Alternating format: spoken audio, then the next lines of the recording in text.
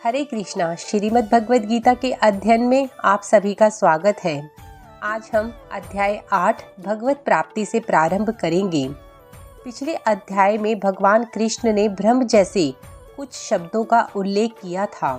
इस अध्याय में अर्जुन भगवान कृष्ण से 8 प्रश्नों के विषय में जिज्ञासा श्लोक संख्या 1 और 2 में करते हैं। उनमें से 7 शब्दों का उत्तर कृष्ण 3 और 4 श्लोक में देते हैं और अंतिम प्रश्न का उत्तर शेष अध्याय में देते हैं। कृष्ण केवल भक्ति तथा योग मिश्र भक्ति के विषय में बताते हैं और योगियों के 2 गंतव्यों का भी वर्णन करते हैं। आइए अध्याय 8 भगवत प्राप्ति प्रारंभ करते हैं।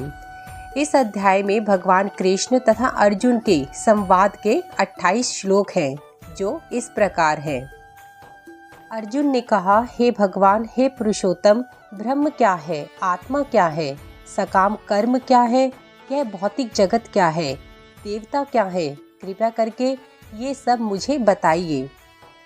हे मधुसूदन, यज्ञ का स्वामी कौन है, वह शरीर में कैसे रहता है और मृत्यु के समय भक्ति में लगे रहने वाले आपको कैसे जान पाते हैं। भगवान ने कहा, अविनाशी और दिव्य जीव ब्रह्म कहलाता है और उसका नित्य स्वभाव अध्यात्म या आत्म कहलाता है।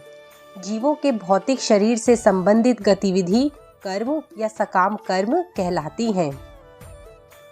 हे देहधारियों में श्रेष्ठ, निरंतर परिवर्तनशील यह भौतिक प्रकृति अधिभूत भौतिक अभिव्यक्ति कहलाती है। भगवान का विराट रूप, जिसमें सूर्य तथा चंद्र जैसे समस्त देवता सम्मिलित हैं, अधिदेव कहलाता है तथा प्रत्येक देहधारी के हृदय में परमात्मा स्वरूप स्थित मैं परमेश्वर अधियज्ञ यज्ञ का स्वामी कहलाता है। और जीवन के अंत में जो केवल मेरा चिंतन करते हुए शरीर को त्यागता है, वह तुरंत मेरे स्वभाव को प्राप्त करता है, इसमें कोई संदेह नहीं है। हे कुंती पुत्र, शरीर त्यागते समय मनुष्य जिस जिस भाव का चिंतन करता है, वह उस भाव को निश्चित रूप से प्राप्त होता है। अतएव हे अर्जुन, तुम्हें सदैव कृष्ण रूप में मेरा चिंतन करना चाहिए और साथ ही युद्ध करने के कर्तव्य को भी पूरा करना चाहिए। अपने कर्मों को मुझे समर्पित करके तथा अपने मन एवं बुद्धि को मुझ में स्थिर करके तुम निश्चित रूप से मुझे प्राप्त कर सकोगे।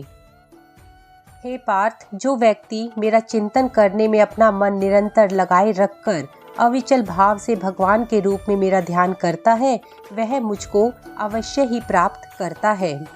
मनुष्य को चाहिए कि परम पुरुष का ध्यान सर्वज्ञ, पुरातन, नियंता, लघुतम से भी लघुतर, प्रत्येक का पालन करता, समस्त भौतिक बुद्धि से परे, अचिंत्य तथा नित्य पुरुष के रूप में करे।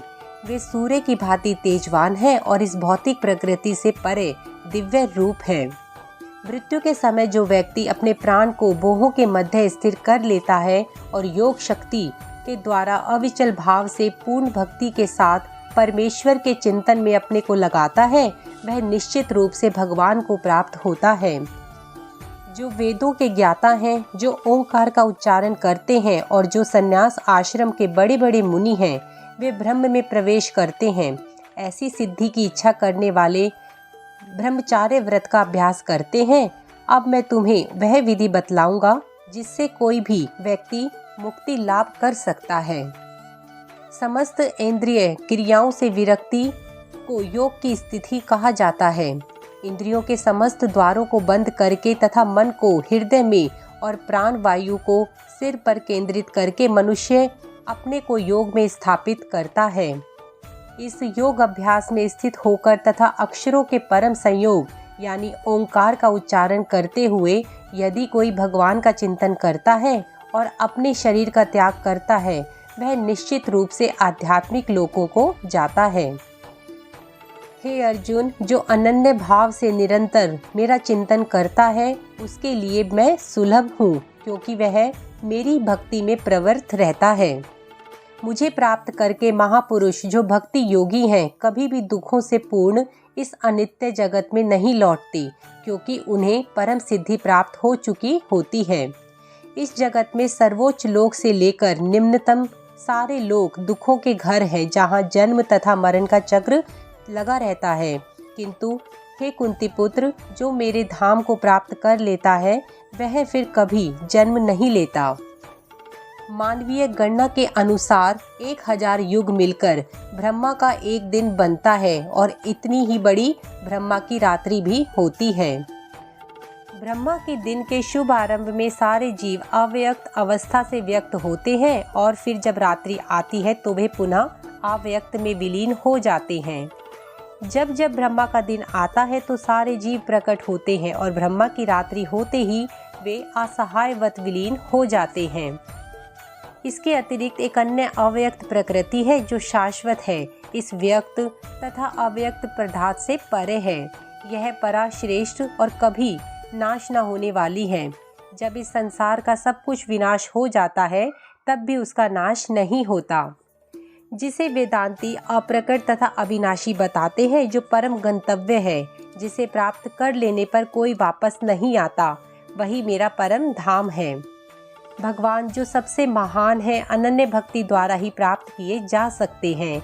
यद्यपि वे अपने धाम में विराजमान रहते हैं तो भी वे सर्वव्यापी हैं और उनमें सब कुछ स्थित है। हे भरत श्रेष्ठ, अब मैं तुम्हें उन विभिन्न कालों को बतलाऊंगा जिनमें इस संसार से जाने के बाद योगी पुनः आता है अथवा नहीं आता। जो पर ब्रह्म के ज्ञाता हैं वे अग्नि देव के प्रभाव में, प्रकाश में, दिन के शुभ क्षण में, शुक्ल पक्ष में या जब सूर्य उत्तरायण में रहता है, उन 6 मासों में इस संसार से शरीर त्याग करने पर उस पर ब्रह्म को प्राप्त करते हैं। जो योगी धुएं, रात्रि, कृष्ण पक्ष में या सूर्य के दक्षिणायन रहने के 6 महीनों में अपना शरीर त्यागते हैं, वे चंद्रलोक को जाते हैं, किंतु वहां से पुनः पृथ्वी पर वापस आ जाते हैं। वैदिक मत अनुसार इस संसार से जाने के 2 मार्ग हैं, एक प्रकाश का तथा दूसरा अंधकार का। जब मनुष्य प्रकाश के मार्ग से जाता है तो वह वापस नहीं आता, किंतु अंधकार के मार्ग से जाने वाला पुनः लौटकर आता है। हे अर्जुन, यद्यपि भक्तगण इन दोनों मार्गों को जानते हैं किंतु वे मोहग्रस्त नहीं होते, अतः तुम भक्ति में सदैव स्थिर रहो। जो व्यक्ति भक्ति मार्ग स्वीकार करता है वह वेदाध्ययन, तपस्या, दान, दार्शनिक तथा सकाम कर्म करने से प्राप्त होने वाले फलों से वंचित नहीं होता। वह मात्र भक्ति संपन्न करके इस समस्त फलों की प्राप्ति करता है और अंत में परम नित्य धाम को प्राप्त होता है। इस प्रकार श्रीमद् भगवद गीता का 8वां अध्याय भक्ति प्राप्ति समाप्त हुआ। हरे कृष्णा।